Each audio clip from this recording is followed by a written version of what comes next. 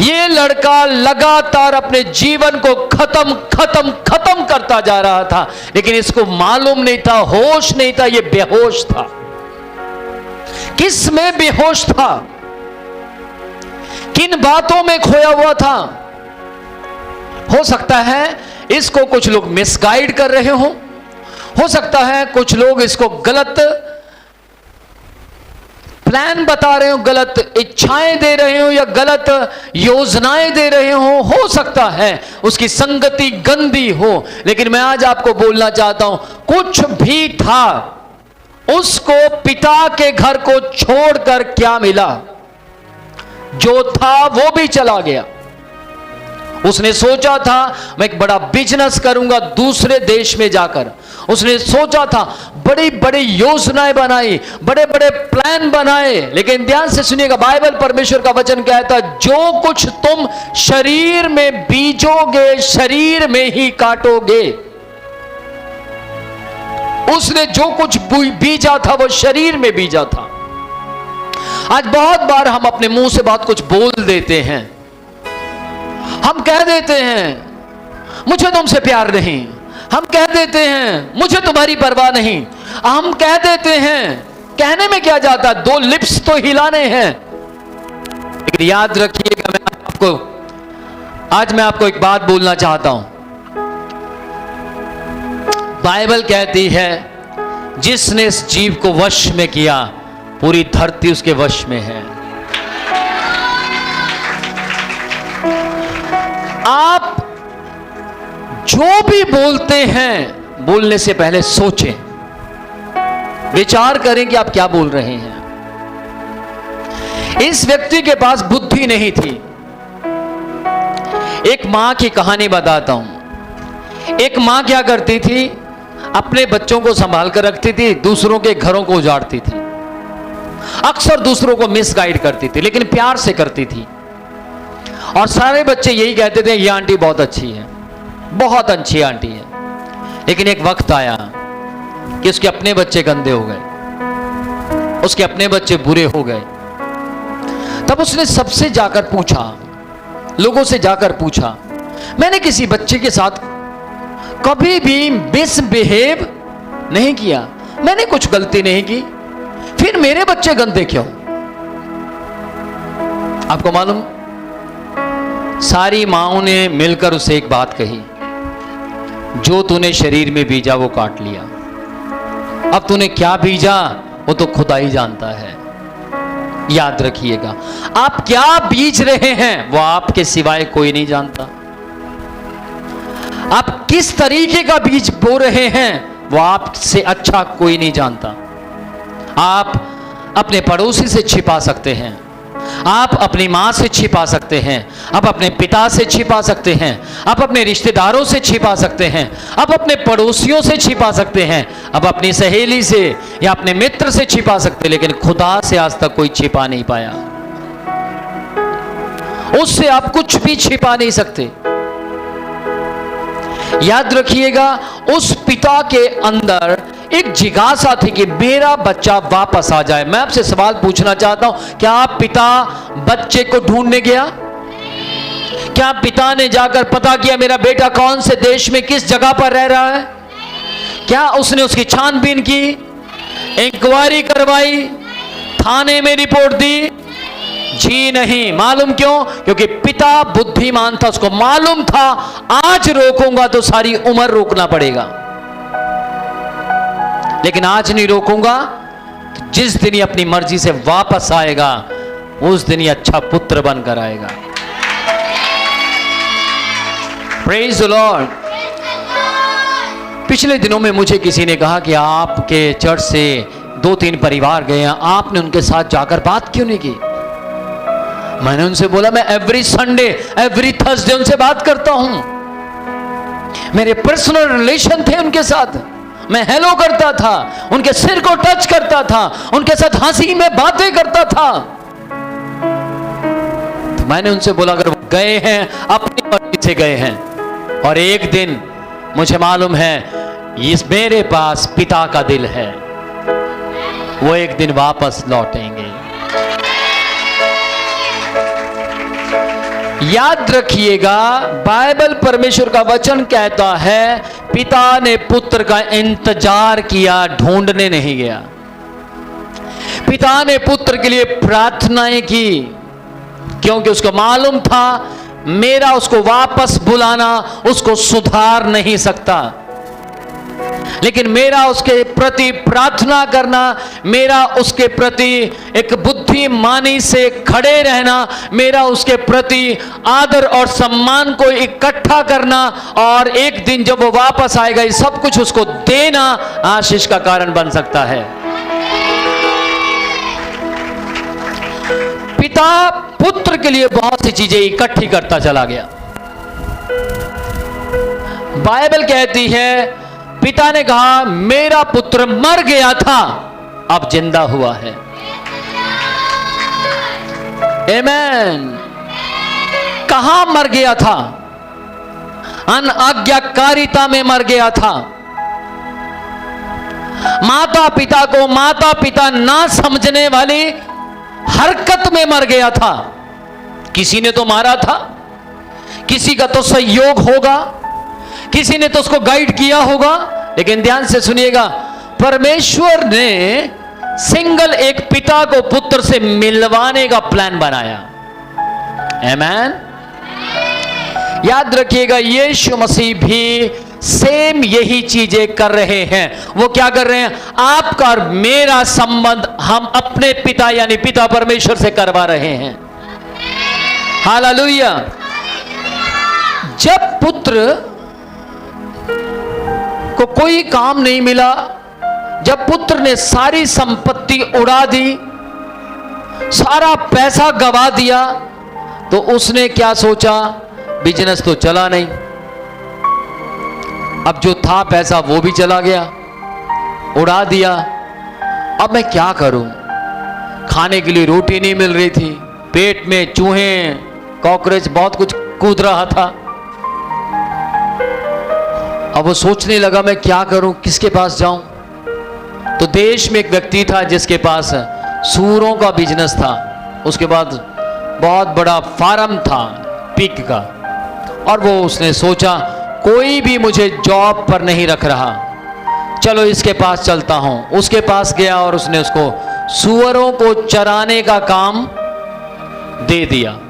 वो सूअर चराने लगा। अब ध्यान से सुनिएगा, वहां एक शर्त थी। वो क्या शर्त थी? सूअरों का चारा चोरी नहीं करना है।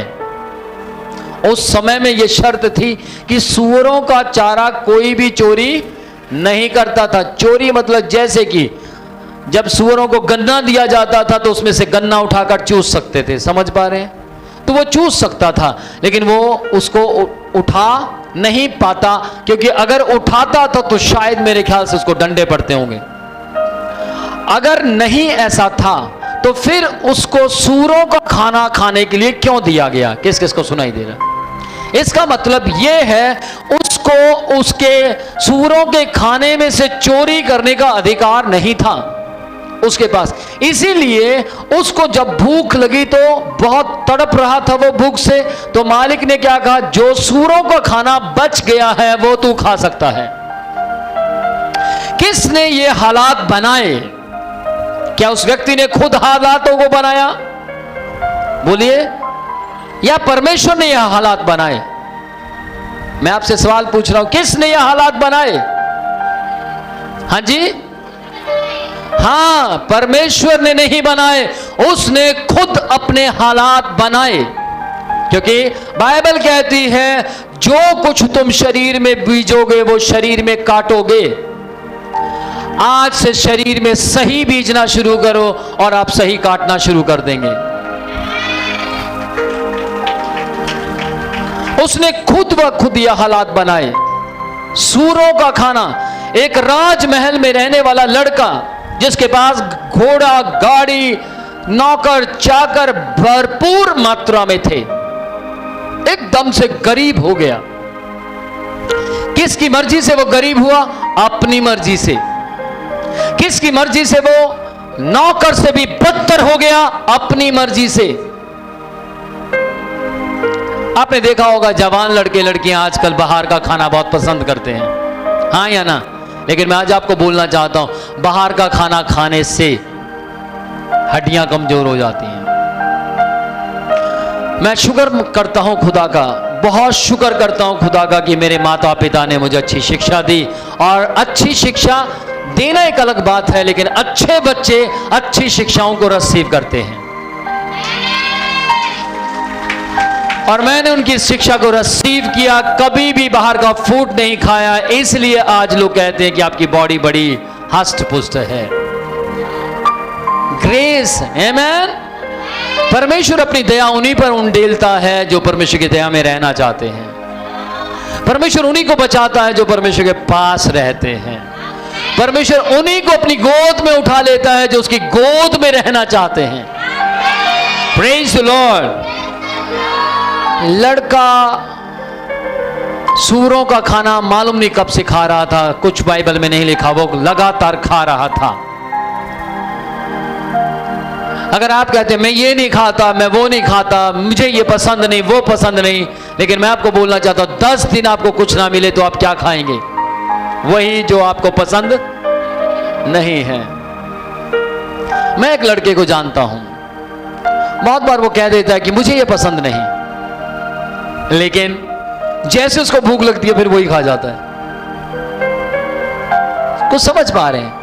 लेकिन ध्यान से सुनिएगा, अच्छी बात है कि वो वही खा जाता है। बहुत से लोग ऐसे हैं वो नहीं खाते, कुछ और बाहर से मंगवा कर खाते हैं, हाँ या ना? लेकिन मैं आज आपको एक बात बोलना चाहता हूं, अगर आपको भी अपने पिता के पास वापस लौटना है तो आपको अपने पिता के जैसा बनना होगा। आमेन।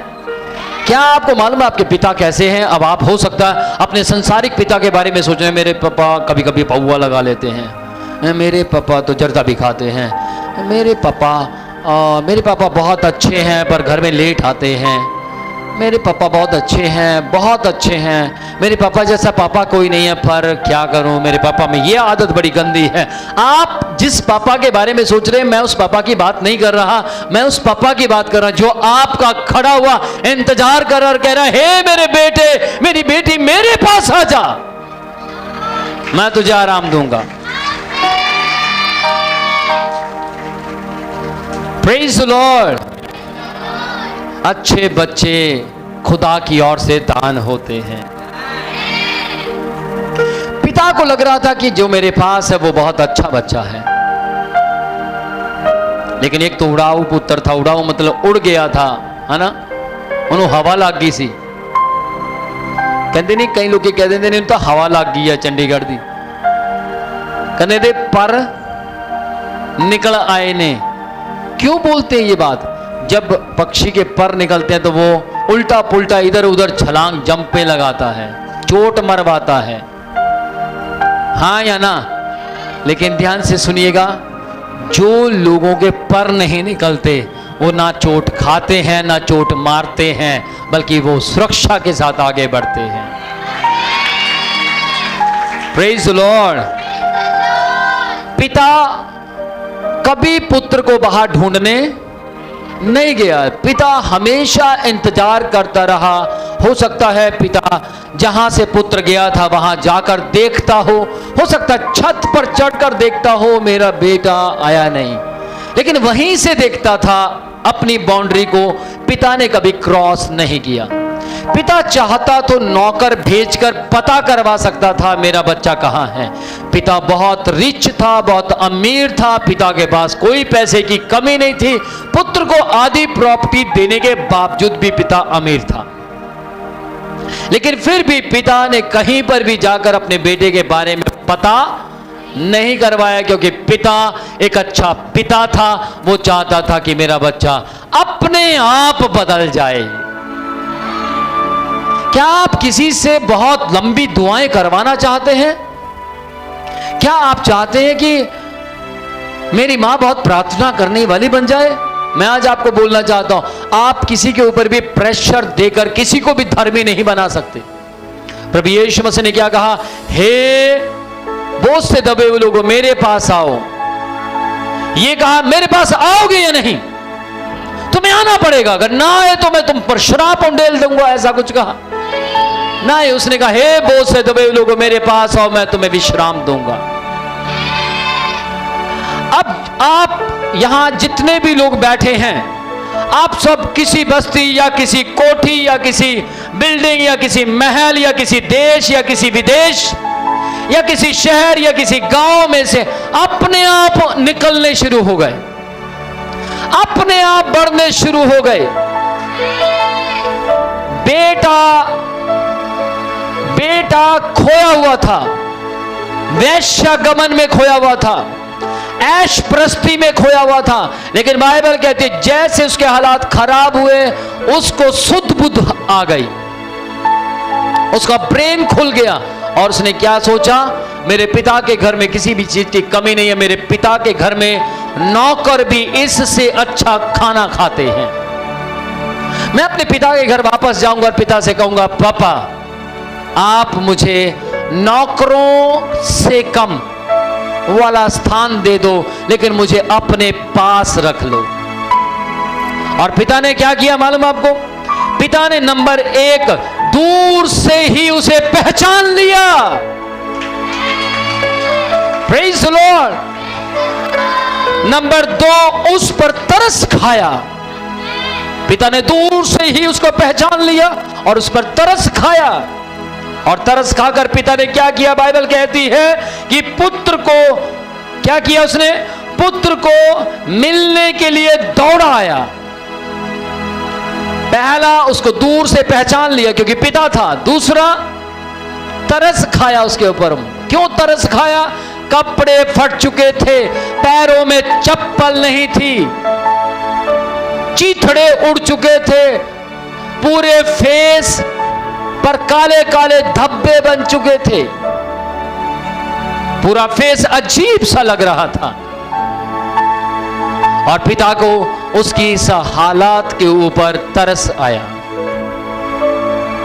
पिता को उसके इस हालात के ऊपर क्या आया? तरस आया। और बाइबल कहती है जैसे तरस आया पिता दौड़ा, पिता उसकी ओर दौड़ा और दौड़ कर उसको कहा मेरा बच्चा, मेरा बेटा। Praise the Lord. और बेटे ने सोचा होगा मैं जा तो रहा हूं, शायद पापा मेरी पिटाई ना करे और पापा ये ना पूछे पैसा कहां है। लेकिन पिता को अच्छी तरह मालूम था कि मुझे छोड़कर यह सफल नहीं हो सकता। ध्यान से सुनिएगा। फिर उसके बाद क्या कहा? पिता ने गले लगाकर चूमा। पिता ने उसको गले लगाया और चूमा, और चूम कर कहा मेरा लाल, मेरा बच्चा। और बच्चा सोच रहा होगा माय गॉड, कितने दिन बाद किसी ने चूमा है। आपके परिवार के लोग आपको चूमते हैं, हो सकता आप किस देने से मना करते आप कतराते हो, लेकिन याद रखिएगा वो हालात मत बनाएं कि एक दिन आप तरस जाएं कि कोई मुझे चूमे। इस बच्चे ने वो हालात बना दिए थे और पिता चाहकर भी उसको चूम नहीं सकता था। ध्यान से सुनिएगा। पिता ने उसको चूमा, पिता ने उसको प्यार किया और पिता ने उसका अंगीकार सुना। उसने कन्फेस किया, उसने अंगीकार किया पिता मैं पापी हूं, पिता मैंने तेरे विरुद्ध में गुनाह किया है, पिता मैंने तेरी संपत्ति का मैंने मिसयूज किया है, मैंने तेरी संपत्ति को गलत जगहों पर इस्तेमाल किया है। आपने मुझे संपत्ति किस लिए दी थी, लेकिन मैंने कुछ और ही किया है। परमेश्वर आपको पैसा दे रहे हैं, परमेश्वर आपको दौलत दे रहे हैं, लेकिन आप उस दौलत को कहां इस्तेमाल करते हैं परमेश्वर देख रहा है। परमेश्वर आपको पैसा दे रहे हैं, परमेश्वर आपको शानो शौकत दे रहे हैं, परमेश्वर आपको इज्जत दे रहे हैं, परमेश्वर आपको आगे से आगे बढ़ा रहे हैं, लेकिन आप उस इज्जत का कहां इस्तेमाल कर रहे हैं परमेश्वर देखता है। वो पिता आपको देख रहा है। और उसने उसके अंगीकार को सुना, उसने कन्फेस किया कि मैं पापी हूं, मैं गुनाहगार हूं, मैंने गलतियां किया, मैंने अपराध किए हैं, मैं बहुत परेशान हूं, मैं आपके बिना बहुत संकट में रहा, मुझे आपकी बहुत याद आती थी, मैं आपके बिना रह नहीं पाता था, मुझे नींद नहीं आती थी, मुझे माँ की बड़ी याद आती थी, मुझे आपकी बड़ी याद आती थी, मैं अपने बड़े भाई के बिना नहीं रह पाया, मुझे इस घर की एक एक वस्तु सताती थी, मुझे याद आती थी। और फिर पिता ने क्या किया मालूम? उसके अंगीकार को सुनकर पसंद किया और क्या किया? उत्तम से उत्तम कपड़े लाने का ऐलान किया। बेस्ट कपड़े लेकर आओ, मेरा बेटा घर आया है। बेस्ट शांति दो इसको, बेस्ट ग्रेस दो इसको, बेस्ट चंगाई दो इसको, बेस्ट आशीष दो इसको। क्यों? क्योंकि मेरा बेटा पाप छोड़कर पवित्रताई में मुड़ आया है। मेरे बेटे ने सब कुछ उजाड़ दिया था, अब ये बसाने आया है। सब कुछ खत्म कर दिया था, अब ये फिर से रिलेशनशिप में आया है। मेरा बेटा वापस आया। आमेन। और फिर पिता ने क्या कहा? इसको अंगूठी पहनाओ। इसको क्या पहनाओ? इसको अंगूठी पहनाओ।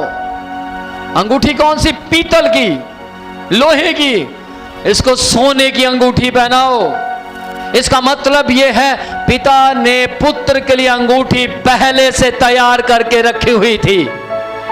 आमेन, प्रेज द लॉर्ड। इसका मतलब पिता को उसके नाप का मालूम था और उसने अंगूठी तैयार करके रखी थी। मेरा बेटा जब आएगा, पिता के पास आस थी, पिता के पास उम्मीद थी, मेरा बच्चा एक दिन वापस जरूर लौटेगा। हालेलुया।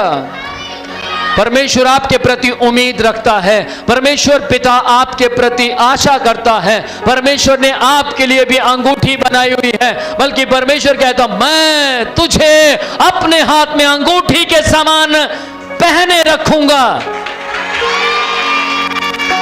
हालेलुया।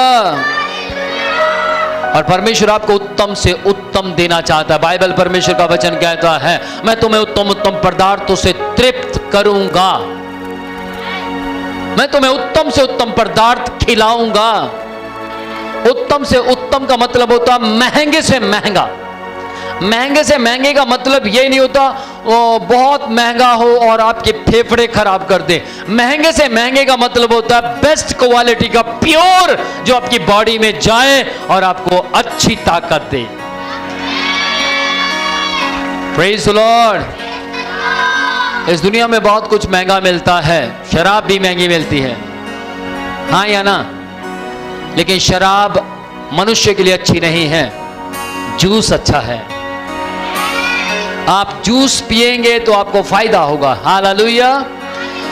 एक व्यक्ति ने कहा कि डॉक्टर से पूछा, डॉक्टर मैं शराब पी सकता हूं? डॉक्टर ने बोला नहीं, शराब नहीं पी सकते। अच्छा डॉक्टर मुझे ये बताइए क्या मैं गुड़ खा सकता हूं? तो डॉक्टर ने बोला हाँ खा सकते हो। अच्छा मैं अंगूर खा सकता हूं? हाँ आप अंगूर भी खा सकते हैं। उसने पूछा अच्छा मुझे एक बात बताइए, क्या मैं गन्ना खा सकता हूं? उन्होंने बोला हाँ आप गन्ना भी खा सकते हैं। क्या मैं एप्पल खा सकता हूं? हाँ आप एप्पल भी खा सकते हैं। तो उन्होंने बोला इन्हीं चीजों को मिक्स करके तो शराब बनती है, तो फिर मैं शराब क्यों नहीं पी सकता? तो समझ पा रहे? डॉक्टर ने बोला अच्छा एक बात बताओ मुझे, मैं अगर आपके ऊपर से मिट्टी फेंकूं तो क्या उससे आपको चोट लगेगी? उसने बोला नहीं। अच्छा अगर मैं आपके ऊपर पानी फेंकूं, सिंगल पानी, तो आपके ऊपर चोट लगेगी? उसने बोला नहीं। और अगर मैं मिट्टी और पानी दोनों को मिक्स कर एक मोटा सा गारा बनाकर, अच्छा तकड़ा गोला बनाकर, सुखाकर तेरे सिर पर मारूं तो तुझे चोट लगेगी? उसने बोला हाँ लगेगी। बस सेम ऐसे ही तुझे शराब नहीं पीनी, क्योंकि शराब इकट्ठी कर जब सुखाकर या कुछ भी मिक्स कर सड़ाकर तुम बनाते तो वो तुम्हारे शरीर को नुकसान करती है। समझ पा रहे हैं? परमेश्वर ने अगर हमें सड़ाकर शराब ही देनी थी तो वो मौसमी को, एप्पल को, गन्ने को, सबको मिक्स बनाता। किस किस को सुनाई दे रहा है? उसने सारी चीजों को अलग अलग बनाया, और जब उसने अलग अलग बनाया तो हमें अलग अलग खाना भी है, अलग अलग उसे इस्तेमाल भी करना है। Praise the Lord, hallelujah. आप गुड़ को अलग और फीकी चाय को अलग पीकर देखिए, उसका आनंद अलग है। कई लोग मिक्स करके पीते हैं, फिर बीमार हो जाते हैं। अलग अलग करके देखिए। मुझे शुगर की बीमारी नहीं, लेकिन मैं फीकी चाय पीता हूं, और वो भी काली, बिल्कुल इस तरीके की। समझ पा रहे हैं मैं आपको क्या कहना चाहता हूं? ध्यान से सुनिएगा। हमारा परमेश्वर जो हमारा पिता है, वो हमारी अच्छी सेहत का इंतजार कर रहा है। वो हमें अच्छा बच्चा बनते हुए देखने का इंतजार कर रहा है। वो हमारे अच्छे चरित्र का इंतजार कर रहा है, और वो हमें दूर ही से पहचान लेता जब हम उसके पास आते हैं। हालेलुया। वो हमारे ऊपर तरस खाता है, रहम खाता है, और हमें बसाने की ताकत रखता है। हालेलुया।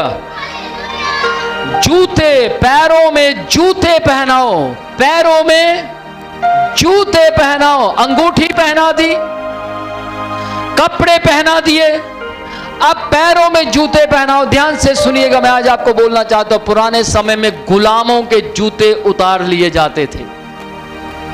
अगर उनके पैरों में जूते होते थे तो वो मालिक गिना जाता था, और अगर पैरों में जूते नहीं हैं तो वो गुलाम गिना जाता था। समझ पा रहे?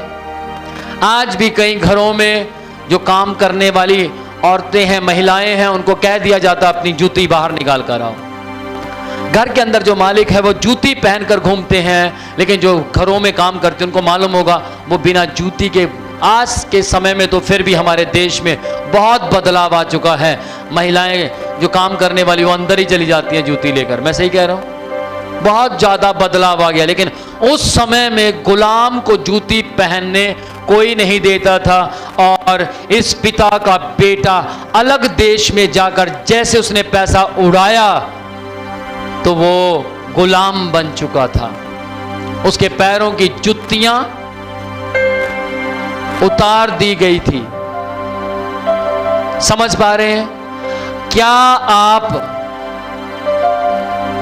गुलाम बनकर रहना चाहते हैं, या आप पुत्र बनना चाहते हैं? यदि आप पुत्र बनना चाहते हैं तो मैं आपको बोलना चाहता हूं, जो लोग पाप में हैं वो गुलाम हैं। और आज वो पाप में फंसों को कहता है, हे बहुत से दबे लोग मेरे पास आ जाओ, मैं तुम्हें आराम दूंगा, मैं तुम्हें कपड़े पहनाऊंगा, मैं तुम्हें उत्तम से उत्तम कहलाऊंगा, मैं तुम्हें सुसमाचार के जूते पहनाऊंगा, मैं तुम्हें बसाऊंगा। Praise the Lord, hallelujah. और कहता है जब तुम दिखने में सुंदर हो जाओगे तुम्हारा फेशियल करवाऊंगा। हालेलुया। तुम्हें स्मार्ट बनाऊंगा। Praise the Lord. और जब तुम स्मार्ट हो जाओगे और फिर तुमसे कहूंगा आओ बेटा अब हम एक बड़े भोज में, बड़ी पार्टी में चले। सोचिए अगर वैसा ही वो जैसा सड़ा सा बना हुआ था वैसे उसको अगर भोज में लाया जाता तो क्या कोई मानता वो उसका पुत्र है? याद रखिएगा, अपने जीवन में बदलाव लाएं। जब आपके जीवन में बदलाव आएगा तो लोग अपने आप देख कर कहेंगे ये मसीह का पुत्र है, ये मसीह के लोग हैं, ये मसीह की कलीसिया है। क्यों? क्योंकि इनका चरित्र मुझसे मैच यानी परमेश्वर से मैच खाता है।